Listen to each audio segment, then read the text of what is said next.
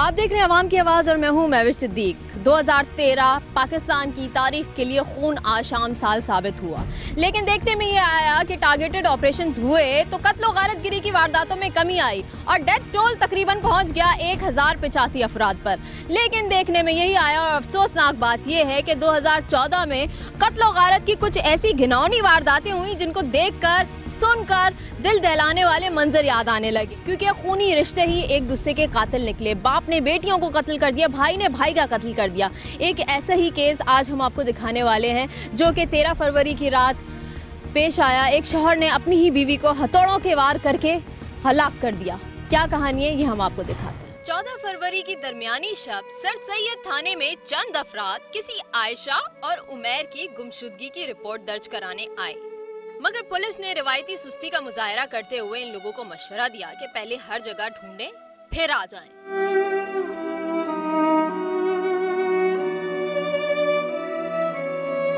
लिहाजा आयशा और उमैर के घर वालों ने उनके अपने ही घर जाकर ताला तोड़ा तो अंदर का मंजर बहुत ही दिल खराश था।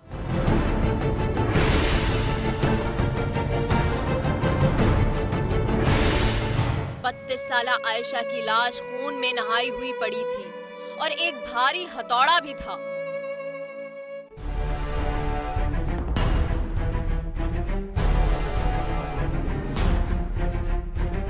अब मैं सबसे पहले आपको मकतूला आयशा के बारे में थोड़ी सी जानकारी दे दूं कि आयशा ने क्रिश्चियन फैमिली में आंख खोली और 16 साल पहले पसंद की शादी से पहले इस्लाम कबूल किया और अब यानी तकरीबन 16 साल बाद उसकी 4 बेटियां भी थीं जो अब अपने नाना के घर रहती हैं, जिनका कहना था कि उनके वालिदैन में अक्सर घरेलू तंगदस्ती की वजह से झगड़ा होता था और उमैर आयशा पर शक भी करता था। कुछ दिन बाद ही उमैर पकड़ा गया। हमने उससे बात की तो उसने कुछ ऐसे घिनौने और गलीज इल्जामात लगाए कि हमारे लिए बहुत जरूरी हो गया कि हम पहले आयशा की फैमिली और फिर जाए वारदात का भी खुद से मुआयना करें और आपको भी दिखाएं।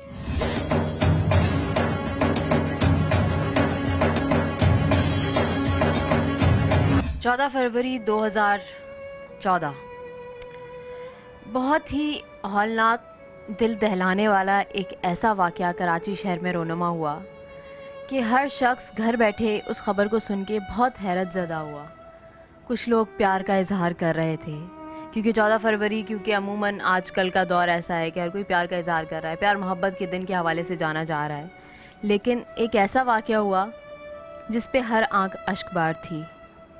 एक उमैर नामी लड़का 35-40 साल जिसकी 4 बेटियां हैं, उसने अपनी ही बीवी को हथौड़ों के वार करके कत्ल कर दिया। वाक़या कैसे हुआ, क्या वजूहात थी, वो सब हम जानेंगे। लेकिन आयशा से उमैर ने लव मैरिज की थी और आयशा पहले क्रिश्चियन थी, लेकिन उसने उमैर की खातिर अपना मज़हब तब्दील करके उमैर से शादी की आज से 16 साल पहले। और माशाल्लाह आज 4 बेटियां हैं इनकी। क्या ऐसी मेंटल स्टेट थी, क्या वजह थी, इतना बड़ा कदम कैसे कोई इंसान उठा सकता है, इस बारे में हम बात करेंगे फैमिली से, उनकी बच्चियों से, क्योंकि उनको पता है घर के हालात क्या थे। लेकिन हमारे पास सबसे पहले बदरुज़्ज़मान साहब मौजूद हैं जो कि आयशा के वालिद हैं। इनसे हम पूछते हैं कि किस तरह से शादी हुई इनकी बेटी की, क्या हालात रहे। अंकल सबसे पहले तो मुझे बताएं कि आयशा की जो शादी हुई है, अभी उसकी उम्र जो है वो यहाँ लिखी हुई है 32 साल 30 साल ना, तो आज से 16 साल पहले शादी हुई, तो उसकी तो चाइल्ड मैरिज केस है, तो कैसे शादी हुई थी उसकी? ये कोर्ट मैरिज हुई थी जी। अच्छा। हाँ जी, कोर्ट में चले गए थे, वहाँ इन्होंने इस्लाम कबूल किया और वहीं से इनकी निकाहनामा बना और फिर दूसरे दिन मेरे घर में कागज़ फेंक के चले गए। अच्छा, तो मुझे बताएं, आयशा जो थी पहले उसका नाम अर्शी था, अर्शी ज़मान था, अर्शी ज़मान नाम था। तो आयशा ने स्कूल जाती थी, कॉलेज जा रही थी, कहाँ से उसने? स्कूल जा रही थी। अच्छा, स्कूल से ही इस लड़के ने उसको लिया और सीधा कोर्ट चले गए। तो ये क्लास फेलो था, इसका मोहल्ले वाला था? कौन था मोहल्ले में? ये इकट्ठे हम रहते थे। अच्छा। नाज़माबाद नंबर 1। अच्छा जी।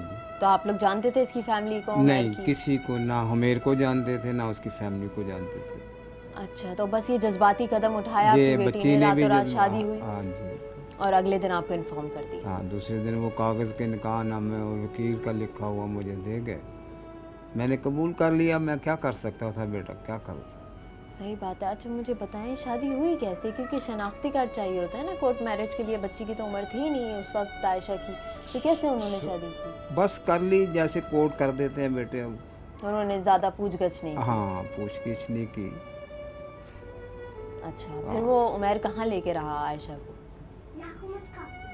मैं इधर उधर लेके बैठा कि आके उसका वालिद ना ले जाए, छुपा के रखा। अच्छा, अपने काफी घर नहीं लेके गया? हाँ, इधर घर वाले बोलते थे पता नहीं किधर लेके चला गया है। अच्छा। हाँ जी। अच्छा, अरीबा से पूछेंगे क्योंकि आपके नाना को इतना ज़िंदगी के जो 7 या 10 साल गुजरे हैं शादी के बाद, इतना नहीं पता, लेकिन आप बड़ी बहन थी, आपको पता होगा ना कि अब आपके अब्बू शुरू में क्या काम करते थे?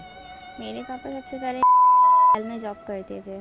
अच्छा, तो जॉब चेंज होती रहती थी उनकी? जी। अच्छा, और आपकी अम्मी? मेरी मम्मा कुछ नहीं करती थी, वो घर पे होती थी? जी। तो आप लोगों को स्कूल भेजना, आपके खर्चे पूरे करना, ये सब कुछ हो जाता था? कुछ दिनों तक तो मेरे ताया ने किया, जब मैं छोटी थी हम कंबाइंड रहते थे। अच्छा। जब हम सेपरेट हो गए तो मुश्किलात हुई? फिर पापा ने करना शुरू कर दिया। अच्छा, तो घर में अम्मी पापा की लड़ाइयाँ होती थी किसी बात पे कुछ? जी, पापा शक करते थे मामा पे। शक करते थे? किस बात पे शक करते थे? बस कि इधर नहीं जाओ, अकेले नहीं जाना, इसको नहीं देखो, ये नहीं करो, किसी से बात कर ली तो बस। अच्छा, यानी सारा दिन जो अम्मी घर में होती थी तो उन पे शक करते थे जब ऑफिस से आ जाते थे? अच्छा, तो कभी पापा ने मम्मा को मारा है? पहले मारते थे, हाथ पैर मतलब थप्पड़ मार दिया, ये करते थे? अच्छा, यानी ये चलता रहता था हल्का फुल्का, आप लोग बचाते थे, कुछ करते थे? आप लोगों पे कभी हाथ उठाया? हम लोग को अभी बीच में मुझे मारने लग गए थे। क्यों? बस ऐसे ही गुस्सा आता था। अच्छा, आजकल गुस्सा बहुत आ रहा था। आजकल क्या कर रहे थे पापा आपके? उनका एक दोस्त है दानिश, पहले उसको खुद ही घर में बुलाया कि ये मेरा भाई है, ये है वो है। फिर मम्मा शक करना शुरू कर दिया। फिर बोलते थे कि मम्मा से बोलते थे इससे सामान मंगवा लिया करो। जब मम्मा मंगवा लेती थी तो फिर बोलते थे तुमने क्यों मंगवाया, फिर उस पर लड़ते थे। अच्छा, और जॉब क्या कर रहे थे आजकल? आजकल फ्यूजी कंपनी में काम कर रहे थे। अच्छा, जिस दिन ये वाकया हुआ है उस दिन क्या हुआ था? आप लोगों को कहीं भेजा था, आप लोग कहाँ थे? पहले तो हम लोग स्कूल चले गए थे। चारों बहनें आप लोग स्कूल गई? उस दिन पापा, जब हम लोग सुबह उठे ना तो पापा ना नाश्ता नहीं लेकर आ रहे थे। मम्मा ने कहा नाश्ता लेकर आ जाओ, तो पापा नहीं ला रहे थे, कह रहे हैं अभी ना भूखे ही चले जाओ स्कूल ना। अच्छा, वैसे रोज़ाना नाश्ता लेकर आते थे, तो मम्मा ने क्यों नहीं बनाया? मम्मा हमारे घर में गैस नहीं थी, वो जो है ना अच्छा, तो फिर बाहर कोई थी वहाँ से, तो वो बंद करवा दी थी। अच्छा, तो फिर वो नाश्ता भी नहीं लेकर आया, उन्होंने कहा ऐसे ही चले जाओ स्कूल? जी, तो मम्मा ने दानिश अंकल को फ़ोन करके ना नाश्ता मंगवा लिया। तो जब हम लोगों ने नाश्ता वगैरह कर लिया तो फिर मम्मा ने कहा लंच के पैसे तो पापा ने छोटी बहनों को दे दी, हम लोग को नहीं दिए, तो हम बड़ी बहनों को मम्मा ने दिए थे। फिर हम लोग जाने लगे तो मम्मा ने कहा छोड़ कर आ जाओ। पापा वैसे डेली रोड क्रॉस करवा देते थे, उस दिन पापा रोड क्रॉस करवाने भी नहीं गए, कह रहे अकेली चली जाओ। अच्छा। फिर 10 साढ़े 10 बजे के टाइम पापा स्कूल में आए, मुझसे बोल रहे हैं कि मुझे बुलाया नीचे, मुझसे बोल रहे हैं लंच के पैसे चाहिए। मैंने कहा नहीं, हमने कर लिया लंच। फिर उसके बाद मुझसे बोल रहे हैं कि ना घर की चाबी दे दो। मैं ऊपर से लेकर आई, घर की चाबी दे दी मैंने कहा आपने चाबी क्यों ली है? तो कह रहे हैं कि मुझे ना घर जाना है अभी ना। पापा के पास नहीं होती थी घर की चाबी? नहीं, क्यों? पापा की थी, वो खो गई थी। अच्छा, और मम्मा के पास होती थी एक? जो मम्मा के पास होती थी वो मम्मा ने मुझे दी हुई थी। अच्छा, तो मम्मा भी जॉब पे जाती थी? जी। अच्छा, लास्ट टाइम मम्मा जॉब कर रही थी, ये सेकंड मंथ था। अच्छा, पहली दफ़ा उन्होंने ये जॉब की है और ये सेकंड मंथ था उनका? जी। अच्छा, तो 2 चाबियाँ होती थी ना, एक आपके पास और एक मम्मा के पास। पापा वाली खो गई थी तो पापा आपके पास लेने आए चाबी। फिर बोल रहे हैं कि ना पप्पो के घर चली आना। मैंने कहा नहीं पापा, आज फ्राइडे का दिन है, मैं नहीं जाऊँगी पप्पो के घर ना। तो फिर कह रहे हैं कि नहीं नहीं चली जाना, मैंने बात कर लिया और मैं ना घर पे देर से आऊँगा, फिर तुम लोग पता नहीं कहाँ जाओगे, फिर मैं तो नहीं होऊंगा, घर पे ताला होगा, भी मैं जाके चला जाऊँगा, फिर पता नहीं मैं कब तक आऊँ। मैंने कहा अच्छा ठीक है हम लोग चलेंगे। फिर हम लोग पप्पो के घर चले गए थे। फिर 1:30 बजे मेरी पप्पो परेशान हो के मेरी पप्पो ने कॉल की पापा को कि अभी बच्चियाँ आ गई हैं, और इसने अभी तक पूछा नहीं कि मेरी बच्चियाँ आई हुई हैं या नहीं। तो फिर पापा को कॉल की, पापा का नंबर बन जा रहा था। फिर मम्मा को कॉल की, दोनों का नंबर बन जा रहा था। मेरी पप्पो बहुत गुस्सा कर रही थी। जब रात में 10 साढ़े 10 बजे तक कॉल करते रहे किसी सब दोनों का नंबर बन जा रहा था। अच्छा। पे खाला को कॉल फुप्पो का की। घर कहाँ था? शादमन 2 पे। यानी आपके घर से बहुत दूर था? नहीं, करीब था। पैदल का रास्ता है? जी। अच्छा ठीक है। फिर तो फिर रात हो गई? रात हो गई, 10:30 बजे के टाइम मेरी फुप्पो ने खाला को कॉल की, उनसे पूछा कि मम्मा पापा यहाँ तो नहीं है? उन्होंने कहा नहीं। फिर 12 बजे तक इन लोगों ने हॉस्पिटल्स वगैरह, ईदी सेंटर वगैरह इन जगहों पे चेक किया। फिर उसके बाद 12 बजे इन लोगों ने कहा घर पे जाके चेक कर लेते हैं। अच्छा, यानी सबसे पहले घर पे चेक नहीं किया? नहीं, घर पे थानों में चेक किया, हॉस्पिटलों में, ईदी में गए तो वहाँ कोई नहीं मिला ये। अच्छा, यानी पहले घर चेक नहीं किया आप लोगों ने, पहले आप लोग दूसरी हाँ। जगहों पे आप लोगों ने चेक कर लिया कि वहाँ पॉसिबल है? हाँ, हमें भी 10 बजे फ़ोन आने शुरू हो गए थे सुबह रात को 10 बजे जब वो नहीं पहुँचे? हाँ, नहीं पहुँचे तो बेटी को फ़ोन आ रहा था फूफो का कि इधर तो नहीं, दोनों आ गए, हमेर और आयशा इधर तो नहीं आ गए। तो हम यही जवाब दे रहे थे अभी तक तो नहीं आए, अभी तक नहीं। जब भी फ़ोन करते थे बोलते थे अभी तक नहीं अच्छा, तो जब घर पे गए हैं आप लोग, आप भी थी साथ? जी साथ थे जी। तो घर पे कौन था? घर पे ताला था अंदर से? बाहर से ताला था। तो वो तोड़ा? वो पहले हम एकदम पुलिस नहीं के तोड़ा। पास गए, वहाँ से पूछा तो पुलिस ने कहा तोड़ लो। अच्छा। तो फिर हमने ताला तोड़ा तो अंदर जाके देखा कि मम्मा की डेड बॉडी पड़ी हुई थी। अच्छा, कहाँ पड़ी थी? किचन में, बेडरूम में, कहाँ? बेडरूम में। बेड पे? ज़मीन पे? फर्श फर्श के ऊपर थे? हाँ, ताला तोड़ने से पहले मैंने कहा भाई पुलिस को इन्फॉर्म करो। फिर हम लोग, मैं भी शायद गया था, तो आप उन्होंने, पुलिस वालों ने बोला आप कौन है? मैं लड़की का बाप हूँ, ये लड़के का बड़ा भाई है। तो उन्होंने बोला इतना नज़दीक रिश्ता है, जाके ताला तोड़ दो। फिर उनके कहने पे हम वहाँ थाने से आए, तो 1-2 मोहल्ले के लड़के थे, क्या नाम था बेटा उनका? अच्छा, वही दानिश जिसके ऊपर शक करते थे? जी। वही, उसी ने ताला तोड़ा? उसी ने पहली चोट मारी आके, तो ताला टूट गया, सीधा ही निकल गया। सही। तो अंदर जाके देखा तो बेचारी खून में लथपथ थी, सब बेहोश हो रहे थे। सबको मैंने पानी पिलाया, दरवाजे पड़ोसियों के खटखटाए, यार बोतल दो पानी की, पानी दे। तो आयशा को चेक किया, उसमें नब्स हो? नहीं, कोई नहीं, सांस हो?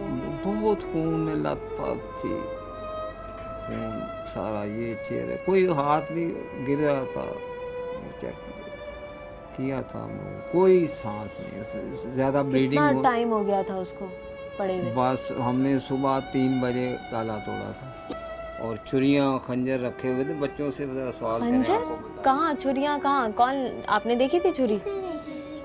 कौन लेकर आया? कहाँ से आई? पापा लाते थे घर में, डंडे भी लाते थे पापा, है ना, छुरियाँ भी लाते थे, इतनी बड़ी बड़ी। तो उससे क्या करते थे? कहते मैं तुम लोग को मार डाल दूंगा। दोस्तों से लाते थे हथौड़ियाँ। 2-3 दिन पहले मिला था ना पापा को, तो इन लोग को मिला था, इन लोगों ने मम्मा को दिखाया, तो मम्मा ने ग्लास के अंदर था हथौड़ा, फिर मैंने देखा, फिर पापा ने छुपा के रख दिया। छुपा के रख दिया? हाँ, आपने पापा से पूछा ये इतना बड़ा हथौड़ा क्यों लेकर आए? पूछा था ना। काम के लिए लेके आए। काम के लिए? कौन सा काम? वो तो नहीं करते थे? पर्दों के लिए लेके आया। अच्छा, यहाँ देखें कि कितनी प्लानिंग से ये शख्स चल रहा है कि पिछले 3-4 महीनों से ये हथियार जमा कर रहा है कि मैं किस हथियार से वार करके इसको हलाक करूं। अच्छा, एक और बात जो आपके अब्बू बार बार बोल रहे हैं वो ये कि मज़हब आपकी अम्मी ने चेंज किया था ना, तो वो मज़हब की बेहुरमती करना, इस्लामियत की किताबें बैग से निकाल के फेंक देना, ऐसा आपकी किताबें कभी फेंकी उन्होंने इस्लामियत? मम्मा ने नहीं फेंका, ये लोग छोटी है ना, इन दोनों का बैग ना, बैग वगैरह फैला देती थी, तो ये किताबें तो हमारी के ऊपर पड़ी हुई होती थी। इस्लामियत की किताबें अलमारी पे पड़ी अलमारी पे रखवाती थी कि वो खुद नीचे रखवाती थी? के नीचे ना आए पैरों वगैरह में। हाँ, क्या? मम्मा खुद रखाती थी। इस्लामियत की किताब अलमारी पे फेंकवाती नहीं थी, मना करती थी कि नीचे नहीं रखो। अच्छा, तो आयशा की तदफीन कैसे की? आप लोगों ने करवाई है? किसने? नहीं, उन्होंने करवाई है। हम गए थे, कंधा बंदा दिया था बेटों ने, मैंने भी दिया था कब्रिस्तान में, मुस्लिम तरीक़ाकार से। बिल्कुल।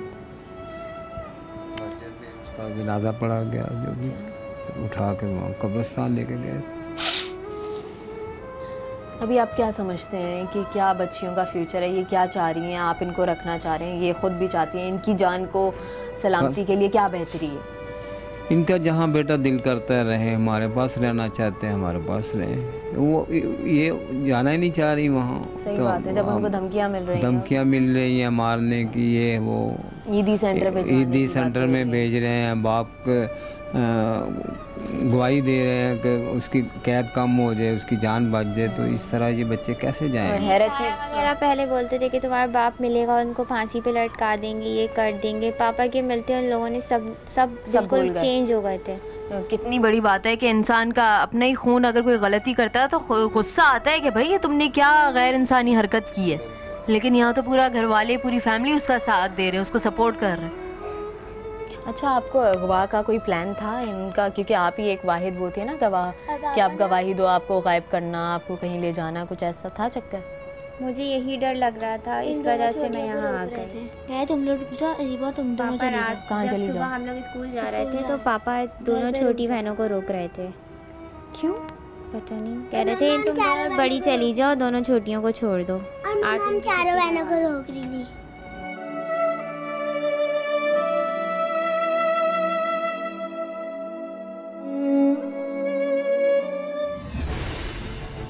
उमैर से हमारी जितनी बातें हुई वो हम आपको प्रोग्राम के अगले हिस्से में दिखाएंगे, मगर उसके सवालात हमारे जहन में थे, इसलिए अब हम जाए वारदात की तरफ रवाना हुए। बाकायदा उसने प्लानिंग की, कंबल लगाए घर के ताकि खून बाहर ना निकले।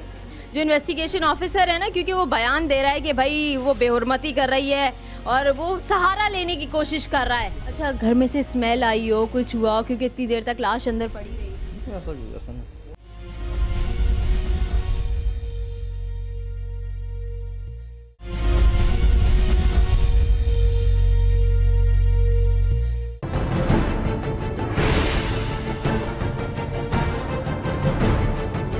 हम आयशा और उमैर के घर पे आ गए हैं, उस फ्लैट पे जहाँ पे ये लोग रहते थे, जो कि अभी लॉक किया हुआ था। इस पे हम आ गए हैं।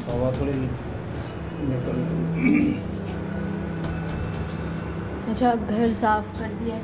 जी हाँ, घर साफ कर दिया, करवा दिया था, साफ करवा। ठीक है, हम अंदर चलते हैं। ये है वो जगह जहाँ आयशा, उसकी 4 बेटियाँ और उमैर रहते थे। ये है वो कमरा जहाँ पे आयशा को उमैर ने मारा था। ये बता रहे हैं कहाँ अंकल, कहाँ सर था उसका? यहाँ सर था और टांगे इधर पे, एक दरवाजे के साथ लगी हुई। ये यानी दरवाजे के पीछे ही पड़ी थी। हमने जब आए थे रात को। वो हथौड़ा कहाँ पड़ा हुआ था? वो थोड़ा यहाँ पड़ा हुआ था, इस बक्से के ऊपर था। इस बक्से के ऊपर पड़ा हुआ था? हाँ, यहाँ इसके ऊपर पड़ा हुआ था। वो भूल गया था ले जाकर, साथ लेके जाना भूल गया था। उस पे भी खून वून लगा हुआ? नहीं, खून नहीं उस पे लगा हुआ था, साफ किया हुआ था। यहाँ पे कोई कपड़ा वगैरह ऐसा पड़ा हुआ जिससे उसने साफ किया? कपड़े बहुत से खून के भरे हुए, सारे उसने दीवारों के साथ कंबल लगा दिए थे कि खून उधर ना बहे। कंबल कहाँ गए? वो कंबल बस इधर ही होंगे, अब बेटा क्या करें। सारा सामान, ये कपड़े किसने फैलाए हैं? ये वही फैला के चला गया था क्योंकि पता लगे कि कोई डकैती हुई है। ये अच्छा, कितना चालाक है। पहले उसने कंबल बिछाए पूरी बाउंड्री वॉल पे ताकि वो खून बाहर ना निकले, मोहल्ले वालों को पता ना लगे। उसके बाद उसने तमाम कपड़े फैलाए ताकि लगे कि ये डकैती की वारदात है। हाँ बिल्कुल। अच्छा, ये बुर्का भी आयशा का ही लटका हुआ है ना? मेरा फैमिली उसी बेचारे बुर्का लटका हुआ है, उसी की चीज़ें यहाँ पड़ी हुई हैं। ये देखें, सिलाई मशीन उसकी यहाँ पे पड़ी हुई है, सब ये वैसे का वैसे ही रह गया। सब कुछ है यहाँ पे, लेकिन आयशा नहीं है। और देखिए कितनी छोटी सी ये जगह है, बाकायदा इतना बड़ा हथौड़ा इतने से कमरे में दूर से कोई फेंक के मार नहीं सकता, बाकायदा उसको डायरेक्ट हिट किया है। हमारी बहन है, वो मेरी बेटी है, उससे सबसे छोटी है। अच्छा, ये तस्वीरें पड़ी हुई हैं सबकी, है ना? ये भी यही तस्वीरें हैं। ये दे दो। अच्छा, यहाँ नहा धो के गया था, खून भी होगा। ये साफ कर। ये देखें, ये पहले बता रहे हैं, ये देखें कंबल पे ये खून के निशान है, क्या है? खून तो होगा यहाँ लगा हुआ। ये खून ही लगा हुआ है ना इस कंबल पे, ये देखिए। हाँ ये सारा ये वही कंबल है जिसको उसने बाउंड्री पे बिछाया था। छोड़ दे अंकल ऐसे, ये ना ताकि वो खून बाहर ना निकले। इधर नीचे खेलते हैं वो डब्बू, तो पानी गिरता है तो वो चीखते हैं, तो उस खून ना जाए, वो ऊपर ना आ जाए कि खून कहाँ से आ रहा है। कहाँ से आया ये भी उसने सोचा। ये देखिए यहाँ पे भी ये खून के निशान पड़े हुए हैं।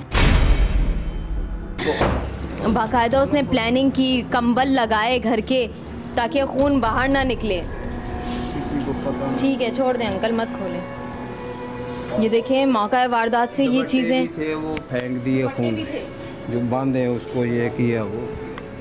अच्छा, तो ये सारा फैला के कौन गया है? सामानी पुलिस वाले ने किया नहीं वो पहले वही फैला के गया हुआ है। ताकि ये डकैती की टीम मैं बाद में आऊँ तो उसके। अच्छा, वो तशद्दुद के निशान थे पहले, जैसे लड़ाई होती है, कोई बातचीत बिगड़ती है, या डायरेक्ट उसने हिट किया? बकायदा उसने पहले ही वार किया तो वो गिर गई है बेचारी, बेहोश हो गई है, ऊपर से मारता रहा है, आवाज़ ही नहीं निकली, ना पड़ोसियों को पता, किसी को पड़ोसियों को भी नहीं पता, जबकि देखें कितने करीब करीब दरवाजे हैं। अभी मैं चीखने की आवाज़ बोलो तो मैं उसको निकाल के हम पूछेंगे, लेकिन मैं उससे पहले आपको दिखाती चलूँ कि ये देखें, ये कमरे से बिल्कुल बाहर ही टेरेस यहाँ पे आ रहा है, और वो इतना चला के उसने यहाँ कंबल बिछाए ताकि यहाँ टेरेस से पानी जो यहाँ से निकलता था, खून ना निकल के नीचे गिरे और नीचे से कोई शिकायत करने आए, ताकि किसी को पता ही ना लगे कि यहाँ क्या कार्रवाई हुई है, फौरी तौर पर किसी को ना पता चले। ये देखें वॉशिंग मशीन में कपड़े तक पड़े हैं। इतना अफसोस हो रहा है कि एक हंसा भसा घर जो है वो मिनटों में, सेकंडों में जो है वो ख़त्म हो गया। ये देखें यहाँ पे भी खून के निशान है, बाथरूम में भी उसके हाथों पे खून लगा होगा, उसकी चीज़ों पे खून लगा होगा, हथौड़ा साफ़ करके बाकायदा वो यहाँ पे गया है। भूल गया वो यहाँ पे छोड़, अच्छा भूल गया वो। तो देखिए कितना शातिर दिमाग है, शार्प आदमी है, इतने अरसे तक प्लानिंग करता गया और इस वारदात को डकैती की वारदात में तब्दील करने के लिए उसने तमाम सामान फैलाया। पुराने पाक ऊपर पड़े हुए हैं, वो कह रहा है कि आप बोले बिल्कुल सामने वो देखिए कुरान शरीफ, वो देखिए ऊपर तकद्दुस के साथ रखा हुआ है, वो देखें।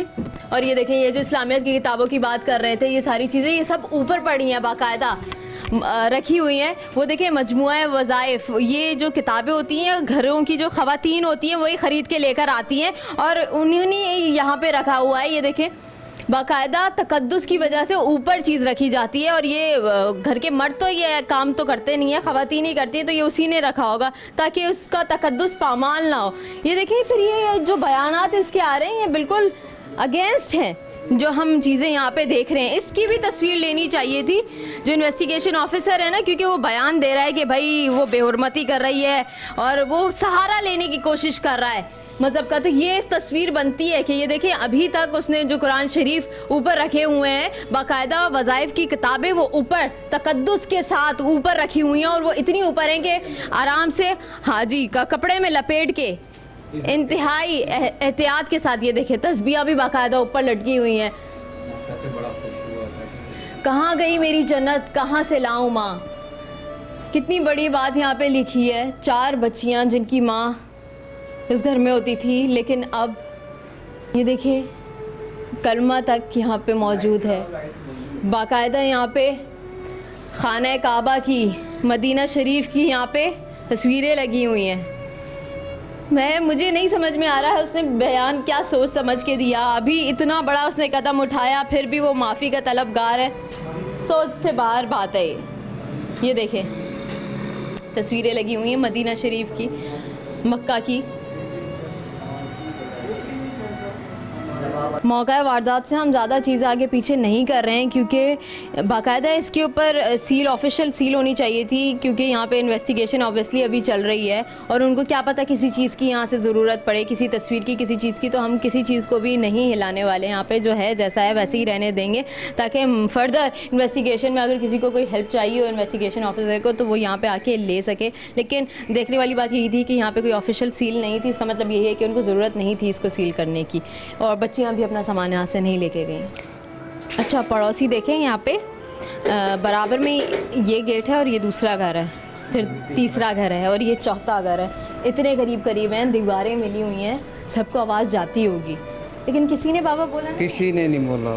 ये बोलते थे कि कभी कभी झगड़ा इनका होता था, आते जाते रहते थे, झगड़ते थे, ये बोले वो आते ही नहीं। जिस दिन ये वारदात हुई उस दिन का कुछ किसी होगा पता, लेकिन पता, लोग लेकिन बोल नहीं रहे। डरते हैं। बोलने में क्या हर्ज है, बता सकते हैं। यहाँ जो रहते हैं वो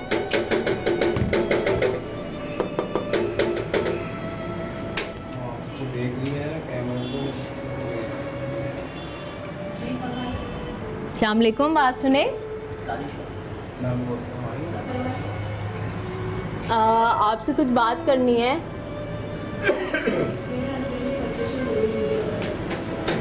अच्छा, अस्सलाम वालेकुम। ज़रा उसका लेना था मौका वारदात का। अच्छा मुझे बताइए, आप जब ये वाक़या हुआ था आपको पता चला था कि कुछ आवाज़ आई थी, कुछ हुआ? कुछ भी नहीं पता चला? तो मौजूद ही नहीं थे जो घर पे। आप लोग नहीं थे घर पे? वैसे लड़ाई झगड़ा होता था? नहीं, हमें पता होता ही नहीं। हम सुबह जाते थे, रात को आता हूँ मैं, अभी इस वक्त आ रहा हूँ। और फैमिली आपकी, घर वाले? हाँ, घर वाले होते हैं, मगर घर वाले बंद रखते हैं दरवाजे। यहाँ ज़्यादातर किसी से वो नहीं करते। घर के मामलात का किसी को पता ही नहीं लगता?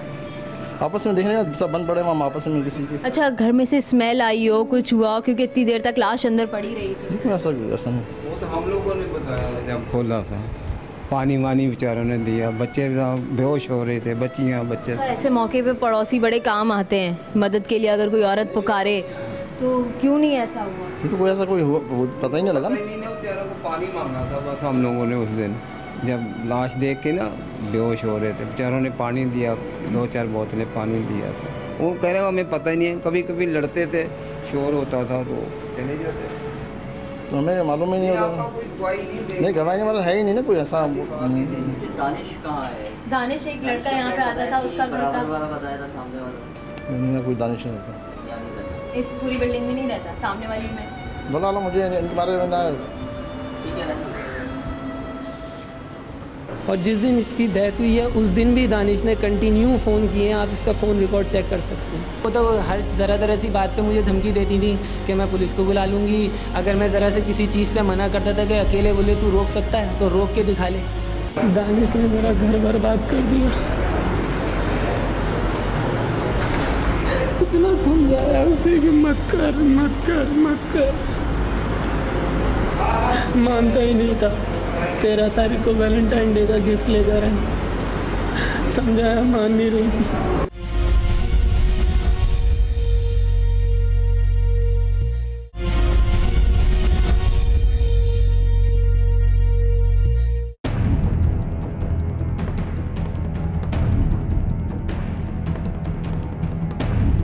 आयशा की फैमिली और जाए वकुआ के बाद अब हम आपको उमैर की बातें सुनाते हैं, एक ऐसे मुल्जिम की बातें जो कबूल कर रहा है कि उसने कत्ल किया।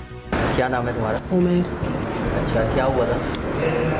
दानिश ने मेरा घर बर्बाद कर दिया, इतना समझाया उसे कि मत कर मत कर मत कर, मानता ही नहीं था। 13 तारीख को वैलेंटाइन डे का गिफ्ट लेकर आए, समझाया मान नहीं रही थी। मैं अलमारी से परफ्यूम निकाल रहा था, बोल रही थी आज देर से आऊँगी मैं, वैलेंटाइन डे है, मैं देर से आऊँगी, इंतज़ार मत करना।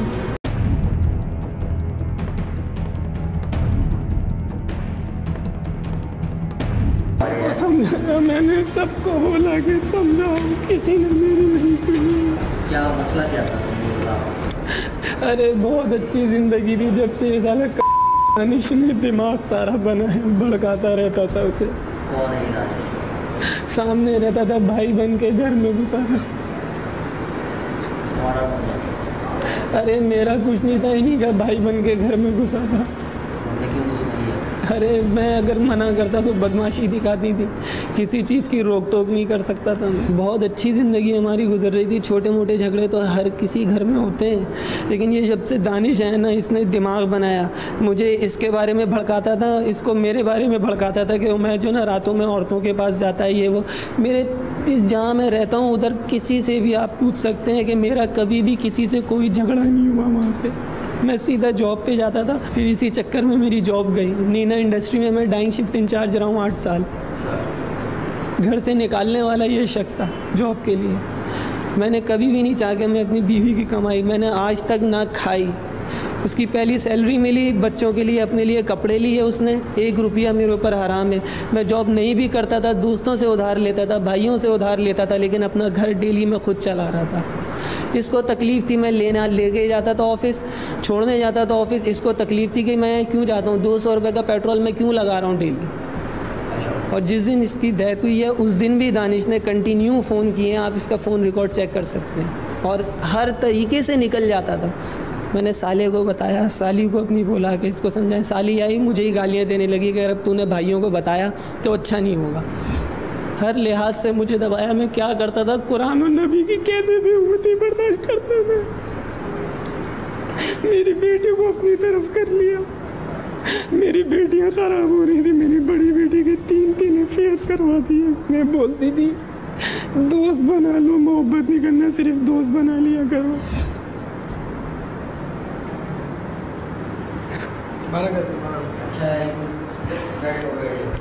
ये वही दानिश था जिसके बारे में उमैर की बेटी ने बताया था कि दानिश उमैर का दोस्त था और उमैर अपने ज्यादातर काम दानिश से ही करवाता था।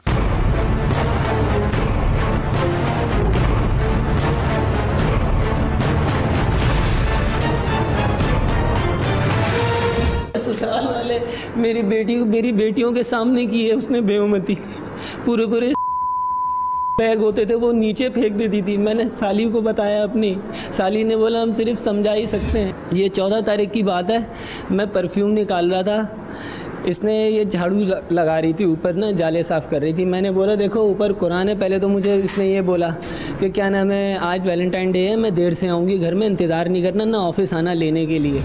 मैं परफ्यूम निकाल रहा था, मेरे हाथ में हथौड़ी आई है, बस मैंने वो खींच के मारी है, वो इसके सर पे लगी है, ये वहीं बैठ गई है। बस इसके हाथ में मोबाइल था, उसके बाद मैं निकल गया। उसके बाद क्या हुआ क्या नहीं हुआ मुझे कुछ नहीं पता। उमैर ने कहा कि उसने हथौड़ा फेंककर मारा, मगर पोस्टमार्टम रिपोर्ट के मुताबिक मकतूला आयशा के सर पर हथौड़े के कई वार हुए, जिससे उसकी एक आंख मुकम्मल जाया भी हुई और मौत वाक़ई हुई। असल में इसको दानिश ने इसके जहन में ऐसी बातें डाल दी थी कि उमैर भाई तुम्हें मार देंगे, पूरे बच्चों को भी मार देंगे। ये भी कहा था कि बच्चों को भी मार देंगे। और मेरी बेटियां भी मुझे बोलती थी कि जो है ना पापा हमें मार देंगे, और क्या नाम है इसका, ये भी सबको यही बोलती रहती थी। एक नॉर्मल हथौड़ी घर में काम के लिए होती है भाई। अगर अपना गोश्त काटने के लिए, बकरा ईद के लिए छुरियाँ वगैरह जो लेकर आए, वो भी ये हो गई कि मैं मारने के लिए लेकर आया हूँ।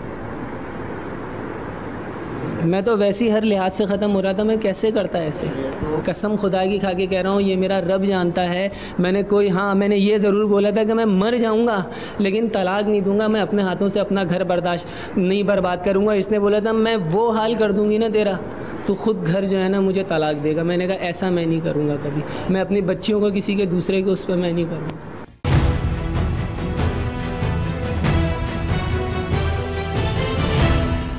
उस दिन मैं स्कूल छोड़ने नहीं गया, मैं नीचे तक गया। मैं आपको बता रहा हूँ ना, मैं नीचे तक गया, सही है। मुझे घर की चाबी भी बनवानी थी, लेकिन मैंने बोला अगर ये कोई कहानी होगी घर में तो मेरे बच्चे परेशान हो जाएंगे। इसलिए मैंने बोला आप लोग खुद पी के चली जाना। मैं पता था कि कोई कहानी हुई है। लाजमी वो तो हर ज़रा सी बात पे मुझे धमकी देती थी कि मैं पुलिस को बुला लूँगी। अगर मैं ज़रा से किसी चीज़ पे मना करता था कि अकेले बोले तू रोक सकता है तो रोक के दिखा ले। उमैर ने कहा कि उसने अचानक इश्तियाल में कत्ल किया, मगर उसने सुबह से ही ये फैसला कर लिया था कि आज बच्चों को स्कूल भेजकर उसने कत्ल करना है। जब ही उसने सुबह ही बच्चों के घर की चाबी ली और कहा कि वापस घर नहीं आना बल्कि फुप्पो के घर चले जाना। और ये भी हकीकत है कि गुस्सा आता अकेला है और जाते हुए इज्जत ले जाता है। नहीं, कोई मेरा खुदा जानता है, मैंने कुछ भी ऐसा नहीं सोचा था। नहीं, हाँ बच्चों से चाबी ली थी घर की मैंने, वो भी मैंने उससे नहीं ली थी। मैंने कहा घर जाएंगे बिला वजह परेशान होंगे घर जाके। और मैंने बोला था ये लाजमी जो है ना पुलिस को ये बुला के रखेंगी कि मेरे साथ जो है ना ये किया है। मैंने कहा बिला वजह बच्चे तमाशा बनेंगे। हालांकि मेरा रब जानता है मेरा कोई ऐसा इरादा नहीं था। मेरा ये इरादा था कि मैं अपने बड़े साले को बुलाऊंगा, इसके ऑफिस लेके जाऊंगा कि आज इसको रेड हैंडेड पकड़वाऊंगा कि देखो ये वैलेंटाइन डे जो है ना आज मनाने जाऊँगा।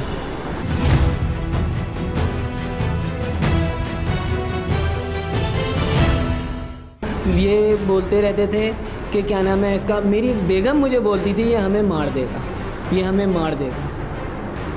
मेरी बेगम ये बोलती है। मैं तो 6 महीने से सब कुछ बर्दाश्त कर रहा था, हर चीज़ बर्दाश्त की है, हर चीज़।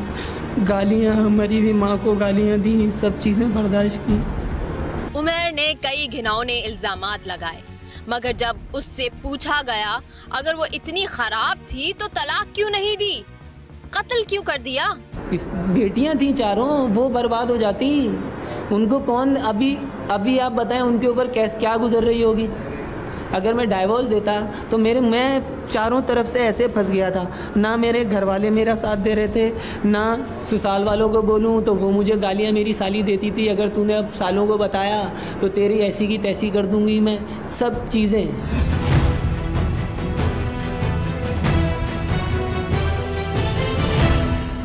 आपने देखा कि कैसे एक बेहिस शख्स ने अपनी 4 बेटियों का भी ख्याल न किया और अपनी बीवी को इतनी बेदर्दाना तरीके से कत्ल कर दिया, और उसके बाद एतराफ़ भी किया, लेकिन एतराफ़ करने के बाद नदामत का इजहार नहीं किया, बल्कि उल्टे इल्ज़ामात अपनी ही बीवी पर लगाने शुरू कर दिए। तो यहाँ सोचने वाली बात यह है कि अगर हम चाहते हैं कि हमारी जो इज़्दिवाजी ज़िंदगी है वो खुशियों से भरपूर हो, ना चाकिया ना हो, तो उसके लिए कॉम्प्रोमाइज़ करना बहुत ज़्यादा ज़रूरी होता है। लेकिन हमारे यहाँ लोग इस चीज़ को नज़रअंदाज कर देते हैं। तो कॉम्प्रोमाइज़ अगर एक पार्टनर की तरफ से भी होगा तभी हम अच्छी ज़िंदगी गुजार सकेंगे। इस हफ्ते के लिए बस इतना ही। आपको हमारा प्रोग्राम कैसा लगा बता सकते हैं फेसबुक पे और ट्विटर पे, और ईमेल भी कर सकते हैं। आवाम की आवाज़ की टीम और महबूब सिद्दीक को दीजिए इजाज़त। आवाज़ उठाइए, इनकलाब लाइए।